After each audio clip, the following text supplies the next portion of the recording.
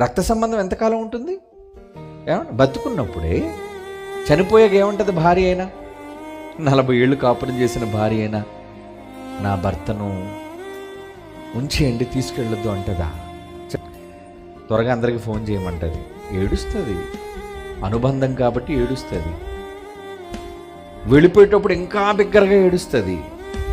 ఏడుస్తూ కొంతమంది ఏమంటారంటే తీసుకెళ్ళొద్దు అంటారు. శవాన్ని ఎత్తుతారు కదండి, ఆఖరిలో శవాన్ని ఎత్తేసేసి మరి శ్మశాన వాకిటికి తరలిస్తున్న సమయంలో ఇంటి దగ్గర ఉన్న ఆడవాళ్ళు చేసే ఆ తంతు మీరు చూస్తే ఎలా ఉంటుంది?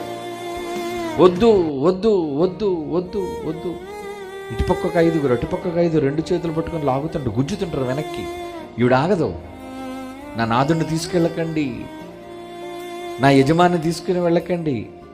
అలాగంటున్నందుకు 2 చేతులు వదిలేశారు అనుకోండి, వెళ్ళిపోద్దా కాటికి? పక్కన వెళ్ళి పడుకుంటుందా? మాయా ఊరకనే అలా అంటుందంతే. నిజంగా భర్తతో వెళ్ళిపోయేటైతే ఈ పాటి గుండెకి చచ్చిపోయేది ఎప్పుడో. ఏమండి, భర్త సంపాదించిన బంగారం బీరువాలో ఉంది, భర్త సంపాదించిన భూములు, దస్తావేజులు కూడా బీరువాలో ఉన్నాయి, అన్నీ ఉన్నాయి. సంపాదించిన భర్త వెళ్ళిపోతుంటే అక్కర్లేదు, పంపించే. మరి ఏం కావాలి? అతను సంపాదించినవన్నీ కావాలి.